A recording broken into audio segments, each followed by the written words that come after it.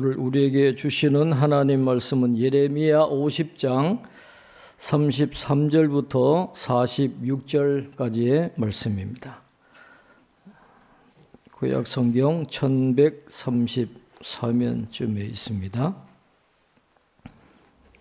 예레미야 50장 33절부터 46절까지 우리 한 절씩 교독하도록 하겠습니다. 만군의 여호와께서 이와 같이 말씀하시니라. 이스라엘 자손과 유다 자손이 함께 학대를 받는도다. 그들을 사로잡은 자는 다 그들을 붙들고 놓아주지 아니하리라.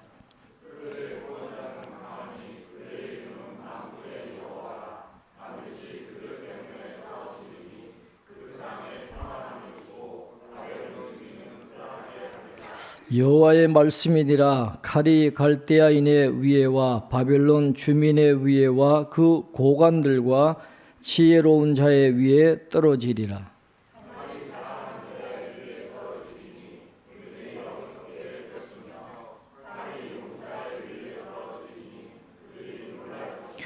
칼이 그들의 말들과 병거들과 그들 중에 있는 여러 민족의 위에 떨어지리니 그들이 여인들같이 될 것이며 칼이 보물 위에 떨어지리니 그것이 약탈되리라.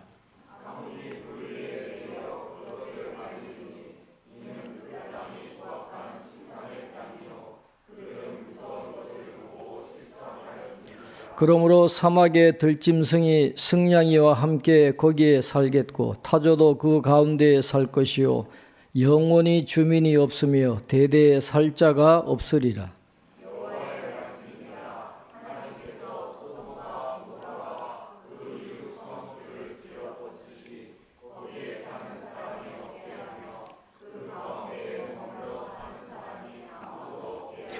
보라, 한 민족이 북쪽에서 오고 큰 나라와 여러 왕이 충동을 받아 땅 끝에서 일어나리니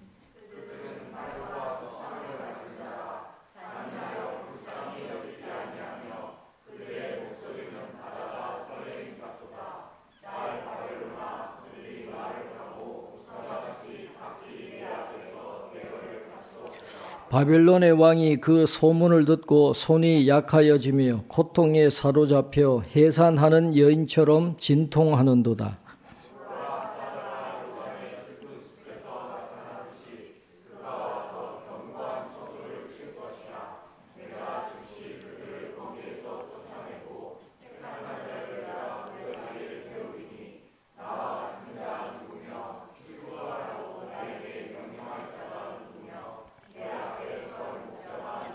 그런즉 바벨론에 대한 여호와의 계획과 갈대아 사람의 땅에 대하여 품은 여호와의 생각을 들으라. 양떼의 어린 것들을 그들이 반드시 끌어가고 그들의 초장을 황폐하게 하리니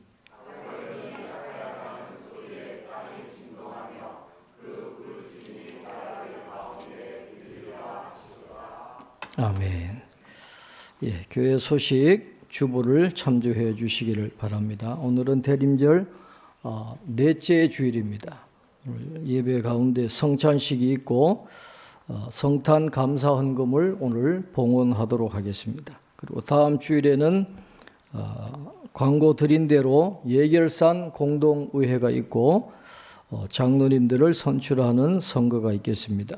우리 당의원들이 선거관리위원회로 수고해 주시겠고 목요일에는 11시에 성탄절 감사 예배가 있고 예배 중간에 우리 백진우, 박현진 집사님 결혼식이 같이 진행되도록 하겠습니다.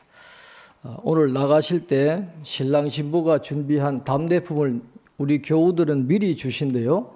그러니까 빵과 함께 답례품 하나하나 미리 받아가시면 좋겠습니다. 오늘 박영석 권사님 아까 저한테 장기 결석자가 왔습니다. 인사하셨는데 고생 많이 하셨습니다. 수고했습니다. 감사합니다.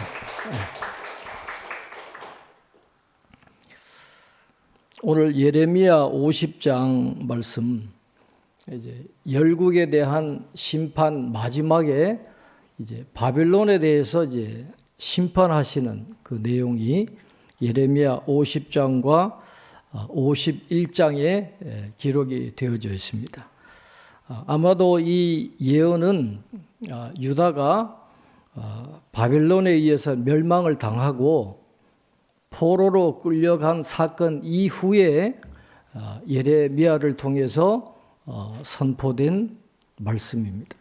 지금 이 말씀을 이 포로로 끌려간 백성들, 또 나라가 망한 그 백성들이 듣는다라고 생각을 하면서 오늘 하나님께서 이 말씀을 어떤 의미에서 주시는지를 저와 여러분이 함께 생각해 보기를 원합니다. 33절에 보면 만군의 여호와께서 이와 같이 말씀하시니라. 이스라엘 자손과 유다 자손이 함께 학대를 받는도다. 그들을 사로잡은 자는 다 그들을 붙들고 놓아주지 아니하리라 그랬습니다. 여기서 주목할 것은 북왕국 이스라엘도 하나님을 떠났기 때문에 아수리에 망했죠. 남왕국 유다도 하나님을 떠나서 반역했기 때문에 하나님이 바벨론을 들어서 그들을 심판하셨어요. 다 사라지고 없습니다. 그럼에도 불구하고 하나님은 북왕국 이스라엘 백성들과 남왕국 유다 백성들을 아직도 내 백성이다 그렇게 생각하고 계시는 거예요. 망하고 포로로 끌려갔다고 다 버리시는 게 아니에요. 하나님의 관심 밖을 벗어나 있다, 배제되었다 그게 아니에요. 하나님은 다 포용하십니다. 하나님의 백성들이 넘어져도 배제하지 않아요. 미라슬로브 볼프라고 하는 유명한 신학자 책 제목이 배제와 포용이라고 하는 책이 있는데 유다 백성들, 이스라엘 백성들 하나님 배제하지 않아요. 사랑으로 포용하시고 아직까지도 관심을 갖고 계신다라는 것을 보여주고 있습니다. 지금 이스라엘 백성들 유다 자손이 바벨론의 포로로 끌려가 가지고 학대를 받고 있다. 놓아주지 않는다 그랬어요. 바벨론은 왜 포로로 끌고 갔을까요? 노동력이 필요하니까 이 포로 노예들이 노동력에 동원되도록 노동력을 위해서 끌고 가고 또 그 식민지가 반란을 일으키지 못하도록 지도자들이고 뭐 장인들이고 용사들이고 다 끌고 가고 가난한 자들, 힘없는 자들만 그 본토에 남겨놓으니까 반역을 할래야 할 힘이 없는 거죠. 그러니까 노동력도 확보하고 반란을 방지하기 위해서 포로를 다 끌고 가가지고 놓아주지를 않는다 그랬어요. 학대받고 있다 그랬습니다.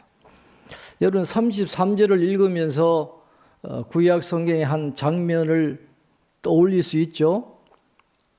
애굽에서 이스라엘 백성들이 포로 생활하고 학대받을 때 바로 그거예요.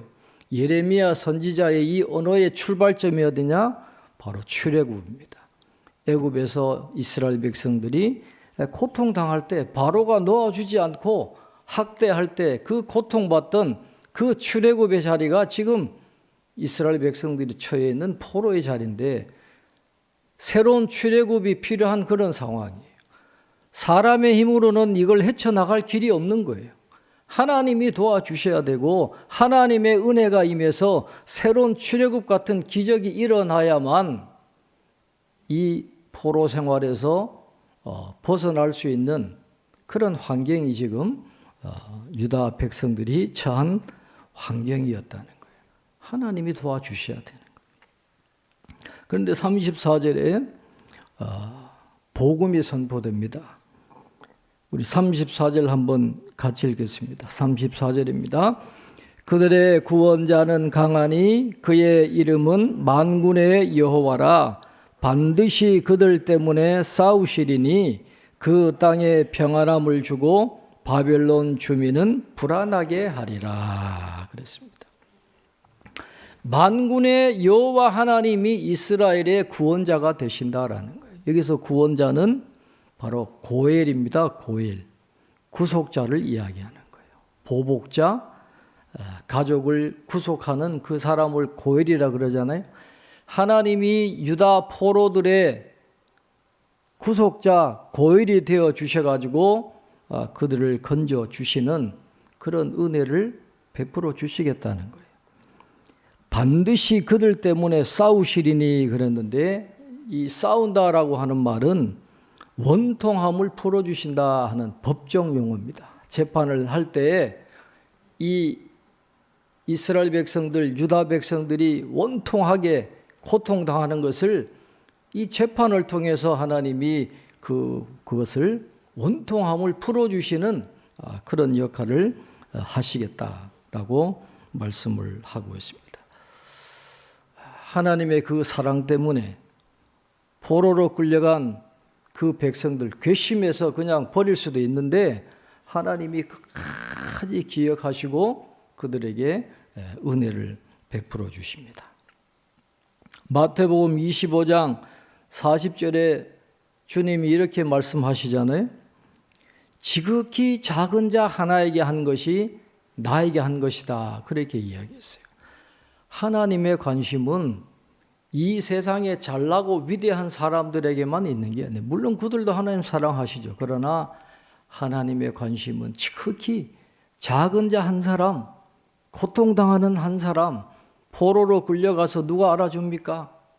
그 어려움 중에 있는 그 지극히 작은 한 사람까지도 하나님이 관심을 갖고 계시고 그 원통함을 풀어주시는 하나님이 바로 성경의 하나님이다라는 것이죠.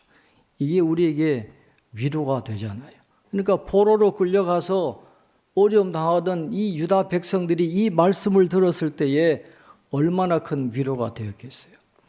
출애굽부터 잘 읽어보면 이스라엘 백성들이 하나님이 우리들의 고통을 알고 계시구나, 그것을 깨닫는 순간 하나님께 찬양을 올렸다 그랬거든요. 하나님이 우리의 고통을 알고 계시는구나. 하나님이 그 말씀을 하시는 거예요. 너희들의 고통을 내가 안다는 거예요.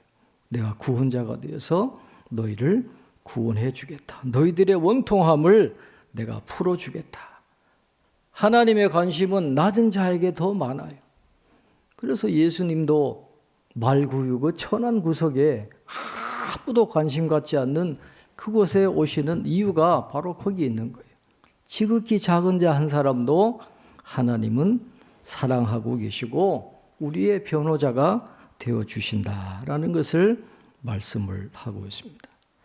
그래서 하나님이 구원자가 되어주시니까 34절 마지막에 그러잖아요. 그 땅에 평안함을 주고 바벨론 주민은 불안하게 하리라. 이게 역전시키시는 하나님이에요. 유다 백성들에게는 평안을 주십니다. 그러나 바벨론 백성에게는 불안하게 하신다, 그렇게 이야기했어요. 지금 상황으로 봐서는 바벨론 백성들은 강대국입니다. 평안합니다. 노예들 부리고 막대한 부를 가지고 그렇게 살아가지만 하나님이 엎어버리시면 한순간에 그건 역전될 수 있다라고 하는 것을 오늘 성경을 통해서 말씀을 하고 있는 것이죠. 하나님이 건져주시겠다는 거예요. 그래서 35절부터 이 38절에 보면 하나님께서 바벨론을 심판하시는 것을 두 개의 상징을 가지고 말씀하십니다. 칼이 바벨론 위에 떨어지리라. 이게 5번 반복이 돼요. 칼이 그 위에 떨어지리라. 그 다음에는 가뭄을 통해서 하나님께서 그들을 심판하시겠다. 그렇게 말씀해요. 하나님이 심판하시는 대상들을 우리가 쭉 보면 전체 갈대아인과 바벨론 주민들 전체를 하나님이 심판하신다 그랬어요. 거기에 보면 고관들이라 그랬잖아요. 정치 지도자들의 부패와 연약한 자를 압제하는 것 하나님이 그냥 두지 않아요. 정치인들이 이걸 잘 모르는 거예요. 힘이 있다고 자기들 마음대로 부패하고 연약한 사람들 압제하고 착취하고 하나님 다 보시고 때가 되면 심판하신다는 거. 바벨론 고관들 하나님이 치신다는 겁니다. 지혜로운 자들 치시겠다 그랬어요. 잘 아시는 것처럼 바벨론은 이 점술과 이 점성학, 천문학 굉장히 발달했잖아요. 그런 지혜자들 하나님이 다 치시겠다는 것이고 자랑하는 자는 거짓 선지자들이에요. 거짓 신탁하는 그런 거짓 선지자들, 그런 사람들 하나님이 다 치시고 용사들 다 치세요. 여러 민족들, 바벨론이 용병으로 부리는 그 수많은 군대들 하나님이 다 치시겠다, 그렇게 말씀합니다. 그런데 이 바벨론이 심판을 받을 수밖에 없는 가장 큰 이유가 뭐냐 하면 38절 마지막에 이렇게 말씀합니다. 이는 그 땅이 조각한 신상의 땅이요 그들은 무서운 것을 보고 실성하였습니다. 그 땅이 조각한 신상의 땅이라는 거예요. 하나님이 왜 바빌론을 치시느냐? 그들의 교만함도 교만함이지만 우상 숭배 때문에 그들을 치신다는 거예요. 바벨론은 마루뚝, 이슈타로 이런 신들을 숭배하는 우상의 나라이기 때문에 하나님은 그 우상 숭배 때문에 그들을 치십니다. 바빌론의 정치, 군사, 경제, 종교적 모든 영역, 지금은 그 누구도 터치할 수 없는 강대국 바벨론이지만 만군의 하나님이 그들을 치시겠다는 거예요. 칼과 가뭄을 가지고 이 두 가지 상징을 가지고 그들을 치실 때에 어떤 결과가 나타날까요? 그 화려하던 바벨론이 아무도 살지 않는 짐승만이 사는 황폐한 땅으로 변화가 될 것이고 소돔과 고모라와 같이 완전히 사라지게 될 것이다, 그렇게 말씀을 하고 있는 것이죠. 지금도 바벨론이라는 나라가 없잖아요. 가보면 다 옛날 유적들밖에 없어요. 그 화려했던 신전들 다 사라지고 겨우 기둥 같은 것들이나 몇 개 있지, 그 화려했던 과거의 아수르, 바벨론 다 사라지고 페르시아 그 화려한 나라들 다 사라지고 없습니다. 우상들 흔적만 남아있지 하나님이 그들을 다 심판하신다라고 말씀을 하고 있습니다. 하나님이 어떻게 바빌론을 심판하신다 그랬습니까? 41절에 보면 보라 한 민족이 북쪽에서 온다 그랬어요. 페르시아를 일으켜가지고 고레스를 통해서 하나님이 바빌론을 치신다, 그렇게 말씀을 하고 있습니다.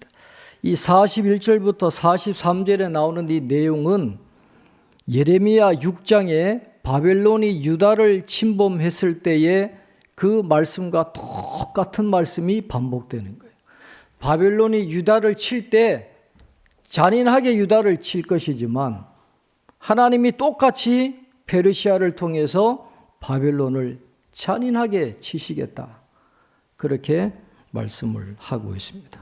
그래서 이런 것을 보면 세계 역사에 나타나는 이 거대 제국을 치는 제국들 간의 전쟁도 결코 우연히 일어난 게 아니다라는 것이죠.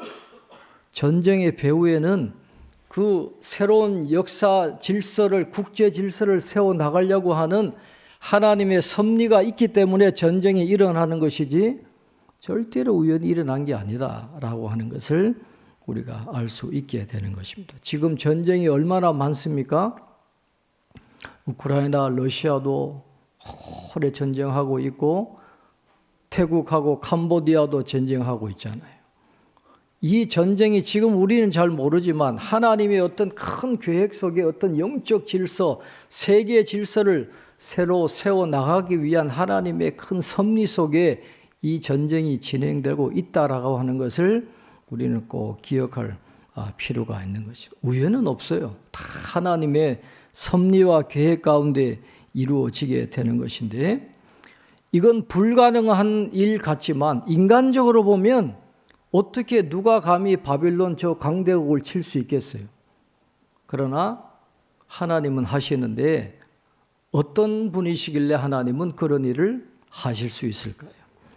우리 44절 우리 한번 같이 읽겠습니다. 44절 같이 읽겠습니다.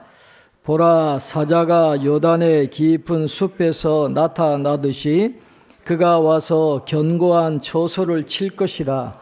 내가 즉시 그들을 거기에서 쫓아내고 택한 자를 내가 그 자리에 세우리니 나와 같은 자 누구며 출두하라고 나에게 명령할 자가 누구며 내 앞에 설 목자가 누구냐 그랬습니다. 요단의 깊은 숲에서 갑자기 사자가 나타나서 치는 것처럼 그렇게 페르시아가 와서 바벨론을 칠 텐데 이게 굉장히 무서운 말이죠. 유튜브 같은 영상을 잠깐 보면 이 사자가 으르렁거리는 소리를 이 개들한테 들려줬을 때 그 개들이 반응하는 걸 보면 소스라치게 놀라가지고 도망갈 생각도 못해요. 그냥 벌벌벌벌 떨고 있는 그런 영상을 볼 수 있는데 사자처럼 갑자기 숲에서 튀어나와서 그렇게 치니까 감히 반항할 여력도 없을 정도로 그렇게 대단한 위세를 가지고 페르시아가 견고한 처소인 바빌론을 칠 것이다라고 말씀하는데 누가 그렇게 하시냐라는 것이죠.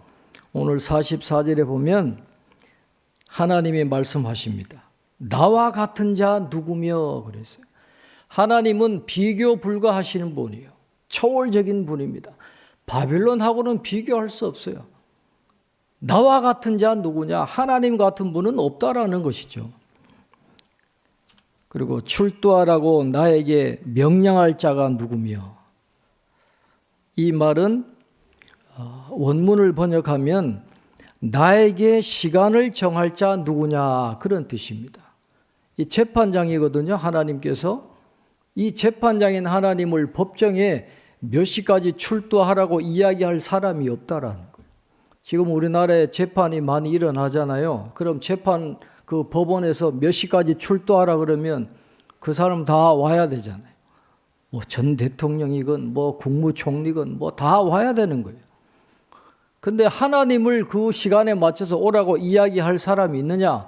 없다라는. 감히 누가 하나님께 시간을 맞춰서 법정에 출두하라 할 수 있는 사람이 있느냐? 존재가 있느냐?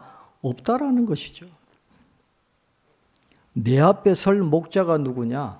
하나님 이외에 누가 왕이 될 수 있겠느냐? 그 말입니다.